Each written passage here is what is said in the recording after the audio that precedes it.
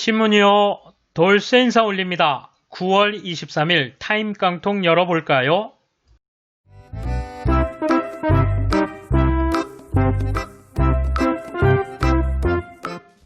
(1981년) 경향신문입니다. 원래 79년도부터 하는데요. 79년, 80년 모두 이 날짜는 신문이 다 쉬는 날이었답니다. 그래서 81년도부터 합니다. 볼까요? 고3 교내 과외 불허, 문교부 교육 정상화 위해 건의 일축. 여러분 기억나세요? 전두환 정권이 출범하면서 전격적으로 과외를 금지시켰죠. 그래서 학원도 재수생만 다닐 수 있었고 재학생은 환불해줬던 정말 세상이 뒤집히는 그런 날들이었습니다. 내용 볼까요? 문교부는 23일 입시철이 가까워옴에 따라 각 고등학교에서 고3 학생에게만이라도 교내 과외 수업을 받을 수 있도록 해달라는 건의가 많았으나 이는 일체 허용해주지 않을 방침이라고 밝혔다. 서슬퍼런 시절이었습니다. 1982년 동아일보입니다. 생활 속의 일제잔재, 왜곡 계기로 본 털어내야 할 먼지들. 당시 교과서 역사 왜곡 문제가 아주 크나큰 이슈가 되었던 시절이었죠. 동아일보에서 특집으로 우리 생활에 뿌리 깊이 박혀있는 일본 문화를 바꿔보자는 취지로 낸 기획기사입니다. 그 학생 제복, 착용 자유화로 벗었지만 국민학교란 명칭도 일제가 남긴 것, 이렇게 쓰여있네요. 그렇죠. 여러분 기억나시죠? 검정 교복, 하얀 카라, 다 기억나시겠지만 두발 자유화, 교복 자유화 전부 전두환 정권에서 이루어졌죠. 나중에 초등학교라는 명칭도 사용하게 되었죠. 1983년 경향신문입니다. 광고가 빨리 나왔네요. 비디오 테이프, 정말 우리 생활에서 빼놓을 수 없는 물건이었죠. 동네마다 비디오 대여점이 있었고 이때 신식으로 앞에서 테이프를 넣고 뺄 수 있는 이른바 프론트로딩, 후론트로딩 이렇게 쓰여있네요. 이런 새로운 방식이었죠. 발전된 방식이었고 크기도 작아진 베타 방식 기계. 자, 대우에서 나왔군요. 정말 추억이 깃든 기계군요. 이젠 비디오 위에다가 텔레비전 올려놓으라고 선전을 하고 있네요. 1985년 동아일보입니다. 84년도 9월 23일은 신문이 쉬는 날이었군요. 바로 85년도로 넘어갑니다. 자, 제1회 공인중개사 시험이 22일에 있었네요. 중개사 시험 대체로 쉬워. 내무부 관계자 합격률 30에서 59% 선 예상. 엄청나게 붙여주는 거죠, 이거는. 네, 요즘은 아주 어려운 시험이 됐지만 처음에는 그렇지 않았던 모양입니다. 첫 시험에는 희소 가치가 없어서 결시율도 높았던 모양입니다. 지금 공부하시는 분들이나 이미 시험 통과하신 분들은 관심이 아주 높은 그런 뉴스였습니다. 1986년 경향신문입니다. 서울 아시안게임 소식이죠. 계속 사격에서 금메달 소식이 이어지고 있습니다. 금메달 3개 추가. 남자 소총 3자세 단체전 아시아 신기록이군요. 한국 모두 7개로 일본 추격. 중간 메달 집계 볼까요? 중공 금 13개 1위, 일본 금 9개 2위. 네, 순위가 뒤집혔군요. 한국 금 7개 3위. 자, 중간에 전 대통령이 축전을 보냈다는 소식도 보입니다. 1987년 동아일보입니다. 대권을 향한 사람들, 대통령 후보들을 정치부 기자들이 대담 형식으로 돌아보는 그런 내용의 기사죠. 노태우 후보에 대한 이야기입니다. 당시 노태우 후보가 전두환 대통령의 후계자로 지목이 됐는데 국민들의 봉기로 직선제 개헌이 이루어졌죠. 여러분들 다 아시는 이야기. 결국 노태우, 김영삼, 김대중 주요 후보의 경쟁이 시작이 됐는데 한참 양김씨 단일화 논의가 이루어졌던 시기였죠. 노태우 후보가 군 출신이지만 자기 한 몸 바쳐서 문민 정치로 이어가는 징검다리가 되겠다는 약간은 모순된 전략으로 임했던 기억이 납니다. 당선이 됐죠. 1988년 경향신문입니다. 여러분 기억나십니까? 영광스러운 서울올림픽이었지만 이런 어두운 면도 있었죠. 바로 변정일 선수 파문입니다. 판정에 불복하여 링 위의 폭력 사태로 이어진 사건. 그때 굉장했었죠. 전 세계 중계로 나간 미국 ABC 방송에서는 아주 장시간에 걸쳐서 폭력 사태를 자세히 보도하고 성토했었습니다. 당시 주심은 다음날 출국해버렸죠. 큰 제목만 읽어볼까요? 격정 사기는 자제가 아쉬워. 복싱 경기장 불상사. 메달은 잃더라도 자존심 잃을 수야.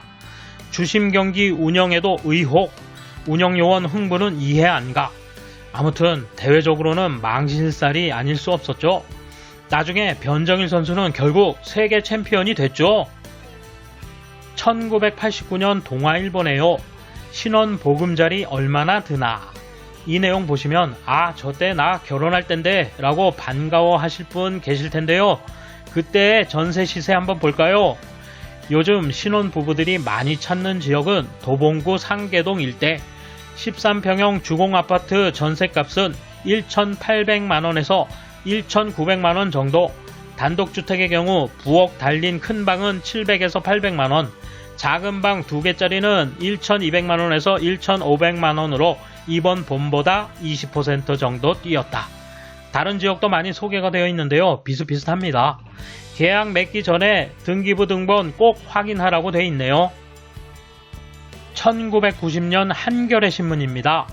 민정당, 민주당, 공화당의 이른바 3당 합당에 의해 거대 여당이 탄생한 이후 본래 태생이 달랐던 정치인들이 융합되기란 곤란했죠.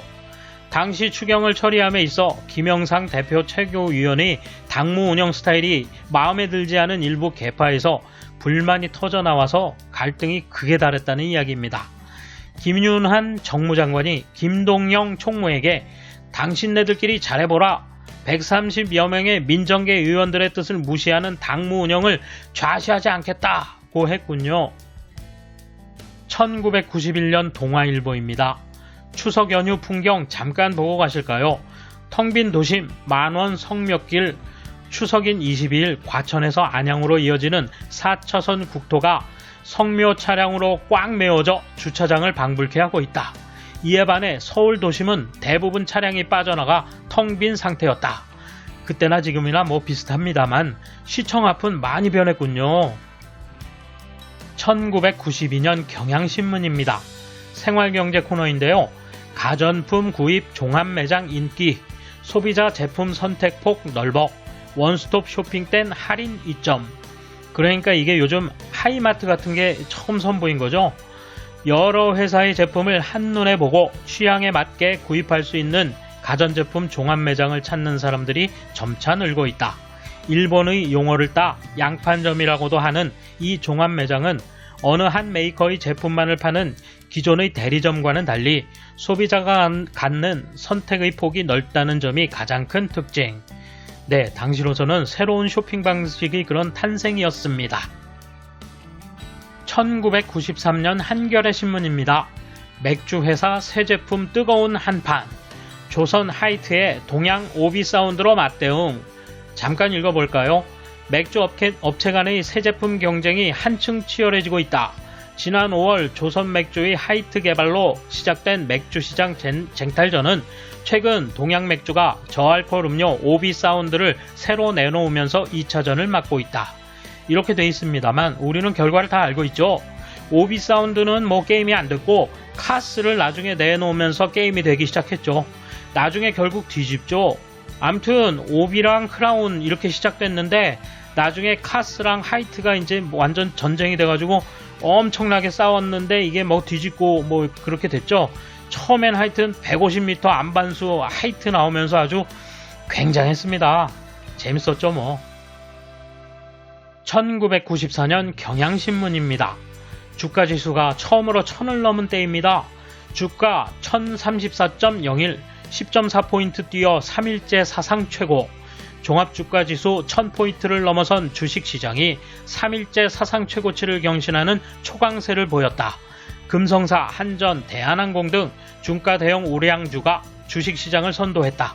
은행주가 대부분 상한가였다. 반면 삼성전자, 포철 등 고가 우량주는 무더기로 하한가였다.